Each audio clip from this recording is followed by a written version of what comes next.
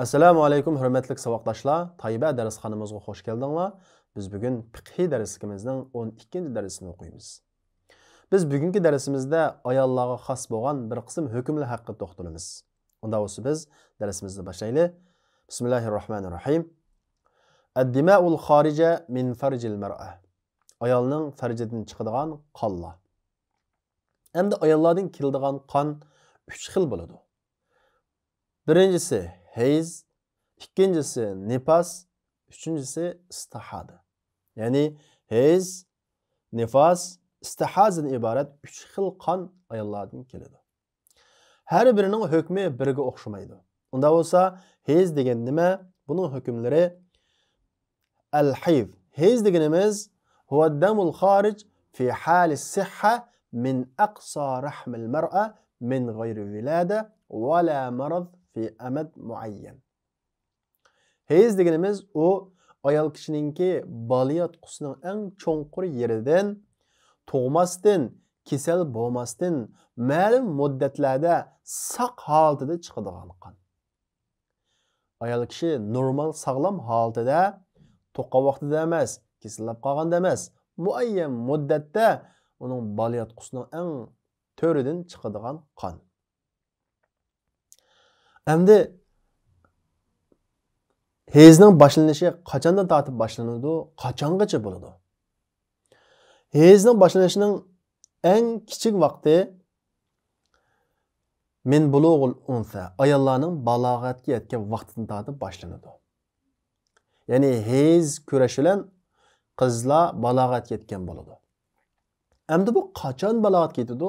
Bu bir boladan bir bolaga o'xshamaydi. Normal holatda qiz bola 9 yosh kirgan vaqtida hayz ko'rishga boshlaydi. Bu qamariya hisobi bo'yicha 9 yosh, shamsiya emas. Ya'ni qamariya yili 354 kun. Ya'ni shu yilda 9 yosh kirgan vaqtida qizlar hayz ko'rishga boshlaydi. Qachongacha davomlashadi? Ila sinnil ya'si. Sinnil ya'sigachilik. Endi bu sinnil ya'si degan qachon degan vaqtimizda bizning Hanifiy mazhab bo'yicha, ya'ni ayol kishiningki tug'utdan to'xtagan vaqti bu 55 yosh. Ba'zi ayollarda azroq ilgari kim bo'lishi mumkin, ammo ayol kishi 55 yoshgachilik hayz ko'radi. Endi uning muddati qanchalik bo'ldi hayzningki shariatda? Uning e'tibor qilinadigan muddati qanchalik bo'ldi degan vaqtimizda hayzning eng az muddati 3 kunduz va 3 kecha. Eng az vaqti. Eng ko'p vaqti chu desa 10 kunduz va 10 kecha. Ya'ni 10 kun kechasi bilan qo'shib. Endi 3 kundan oz bo'lib qolsa-chu, ya'ni bir ayol kishi hayzning qinni ko'rdi, ammo 3 kunga yetmadi. 1 kun yoki 2 kun davomlashib qoldi. Yoki hayz ko'rdi 10 kundan ortiq bo'lib ketdi. Buning hukmi qanday bo'ldi desa, buning hukmi, ya'ni hayzning muddatining ozdan tuvini yoki ko'pidan jiqi bu istihaz bo'ldi. Hayz olmaydi. İstihazning hukmini biz tuanda so'zlaymiz. Unda bo'lsa ayol kishi hayz ko'rgan vaqtida nima ishlar bo'ladi? Ya'ni uningga ergishib keladigan hukmlar qaysilar degan vaqtimizda ayol kishi hayz ko'rgan vaqtida maytarattabu alayh uning natijasi suqutus salat. Hayzlar ayoldan namoz saqit bo'ladi. Qazosini qilmaydi. İkincisi suqut ada'is savm. Ro'za tutish saqit bo'ladi. Namoz saqit bo'ladi, ammo ro'za tutishni ado qilish saqit bo'ladi. Ikkisi o'xshamaydi. Ya'ni namoz saqit bo'ladi, uning qazosi ketmaydi. Ammo ro'za saqit bo'ladi, uni ado qilish saqit bo'ladi. Ramazon chiqib ketgandan keyin Ramazon kunlari hayz ko'rgan ayollar uni qanday qilish kerak? Ado qilishi vojib bo'ladi. Ondan keyin hayz ko'rish bilan balog'atga yetganligi isbotlanadi qizlarningki. Ondan keyin hayz ko'rgan ayollarga jimo qilish harom bo'ladi.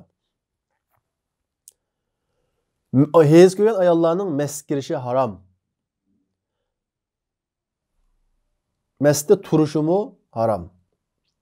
Ondan keyin tavob qilishi harom. Ondan keyin hayzdar ayollarni taloq qilishmi harom. Yana hayzdar ayollarga junublarga harom qilgan ishlar harom qilindi. Ya'ni Qur'on o'qish, Qur'onni tutish, kabin tavob qilishni deb bo'ldik. Mushu ishlar uchun harom qilindi.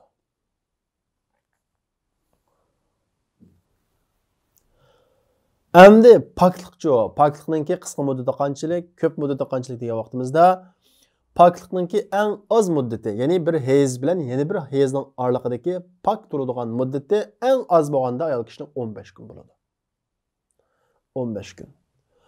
Eng ko'p vaqt chek yo'q. Bir ayol kishi hayz ko'rib poklanib, balkim 1-2 oy hayz ko'rmasligi mumkin. Uning ko'pininki poklikninki chek yo'q.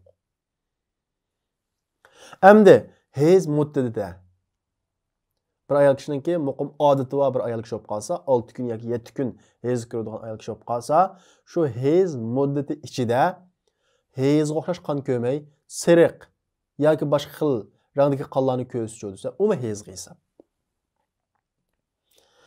وما تراه المرأة من الحمرة والصفرة والكدرة في أيام الحيض فهو حيض حتى ترى البياض الخالص. Ayol kishi ko'rgan qizil qon, sariq qon va dug'u qonlar hayz kunlarida u shu poklikni bildiradigan sap oqqonni ko'rgan qadar hayzga hisob bo'ladi deydi. Undan keyin yana bir masala. Bir ayol kishiningki 5 kun yoki 6 kun muqim muddati bor desak, mushu oraliqda bir kun hayz ko'rdi. Bir kun ko'rmadi, uzildi qon. Bir kun ko'rdi, bir kun uzildi. Bundaq oraliqdagi poklik muddatlarmi hayz kunlariga hisob. Bir kun üzülüp qolgan, ya'ni muddati va ayolninki hayz kunlari ichidagi üzülüp qolgan poklik kunlarimi hayz kunlariga hisob. وما نقص عن مدة الحيض أو زاد على أكثرها فهو استحاضة. Yani men bayatın degan gap. Hayz muddatidan kam bo'lgani, ya'ni eng oz hayz muddatidan kam bo'lgani, ya'ni 2 kun hayz ko'rdi bir ayol yoki 1 kun hayz ko'rdi yoki 10 kundan ortiq hayz ko'rgan bo'lsa, فهو استحاضة. U istihaza bo'ladi. Endi nifas. Nifas degan nima desa, bu ayollarga nisbatan tushunishlik, ya'ni to'qqandan keyin chiqadigan qon. Bola bilan birga kelgan qon, bu nifas emas. Yoki homildor vaqtida kelgan qon, bu mu nifas emas yoki hayz emas, uni mu istihaza. Ahkamu, buning hukmi qanday bo'ldi desa, hayzga o'xshash hukmlari. Ya'ni uningdan nima bo'ladi? Namoz saqit bo'ladi, ro'zani kechiktirib tutadi. Qur'on o'qish harom bo'ladi. Masjidda turish yoki kirish to'g'ri bo'lmaydi. Uning muddati-chi bo'lsa, uning muddati eng ko'p vaqti 40 kun. Ko'p vaqtida 40 kun, izining cheki yo'q. Balkim 20 kunda to'xtab ketishi mumkin yoki 30 kun to'xtab ketishi mumkin. Ammo 40 kundan eshib ketishi desa, bir ayol kishiningki nifasda muddati bo'lsa, odati bo'lsa, ya'ni 2-3 balasi bo'lib, 1-2 ballarda 45 kunda yoki 30 kunda to'xtaydigan muqim odat bo'lib qolsa, agar 40 kundan eshib ketib qolsa, shu odati hisob qilinadi. Odatiga qaytariladi. Deydi: "Va iza tajawaza ad-dam al-40 va laha 'adat ma'rufa fi an-nifas." Agar qon 40 kundan eshib ketsa, u ayolningki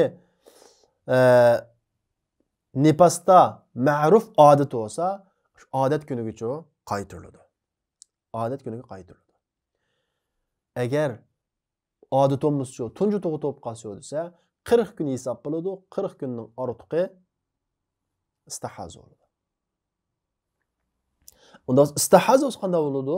Istihaza hukmi nima degan vaqtida, istihazaga nima desang, istihazaganimiz va saylanu dam fi g'ayri awqatihi al-mu'tada min maradin va fasadin. O kasallik va boshqa buzuqan sabablik normal vaqtning boshqasida chiqqan qonlar ayollardan. Fa kullu nazifin min al-untha qabla muddat al-hayd. Hayz muddatidan ilgari ayollardan oqqan qon yoki hayzning eng oz vaqtidan kamlagan qon yoki ko'pidan ortiq bo'lgan qon yoki nifasning eng ko'pidan ortiq eshib ketgan qon va homildor ayol kishi ko'rgan qonlarning hammasi istihaza bo'ladi. Istihazning hukmi qanday bo'ladi? Fala yamna'u shay'an mimma yamna'uhu al-hayd va an-nifas. Hayz cheklaydigan, nifas cheklaydigan ishlarning hech qaysini cheklamaydi. Ro'za tuta oladi, namoz o'qiy oladi, nafl namoz o'qiy oladi, hamma ishni qila oladi. Qanday namoz o'qiydi? Yajibu alal mustahada an tatawadda li vaqti kulli salat. Her bir namazning vaqti kirgan vaqtida her bir namazga bir qatim tahorat oladi. Shu farjini yuvatgandan keyin va uni ching tingivatgandan keyin va vaqtning chiqishi bilan tahorati buziladi. Xuddi bu suydik oqadigan kasallikka odamga o'xshash. Har bir namozga uchun tahorat oladi. Endi davomliq shunday qon keladigan ayollarning hezning muddati qanchalik bo'ldi desa, avvalan birinchi qilib al-amal bit-tamyiz bi sifatid-dam. Ayol kishi qon qarab hezni farqlantira olsa, farqlantirishga tayinadi. İstihazi, daim istihazi ve ayol farqlantirishga tayinadi. فإذا كان متصفا بصفة السواد فهو حيض وإلا فهو استحاضة. Yani qora bilan sifatlangan bo'lsa, ya'ni qaramtul bo'lsa, u heyz hisob bo'ladi, bo'lmasa istihoz hisob bo'ladi. Ikkinchisi, u istihoz va ayol odat bo'lib qolsa, odatiga tayinadi. Bina al-mu'tad ala adatihi sabiqa. Ilgirki odatiga tayinadi. Üçüncüsü, agar odatimi yo'q ekan ayolninki, muqim odatimi yo'q ekan, u qarabni paxtanmaydi ekan, bunda bo'lib qolsa, ruju'ul mustahada ila g'alibi min adatun nisa. Ayollarning ko'p sonliqininki odatininki muddatiga qaytadi. Ya'ni ko'p hollarda ayollarning ko'pinchisining odati 6 kun yoki 7 kun bo'ladi. Shuning uchun qaytadi. Shuni asos qiladi. Unda bo'lsa vaqtdoshlar, bizning bugungi ayollarga aloqador bo'lgan hukmlarimiz shu yerda oxirlashdi. Kelarki soatlik darsimizni ko'rishaylik. Assalomu alaykum. اطلب العلم أخي فهو درب به نور به ترقى به تحيا عالما حرا فخور.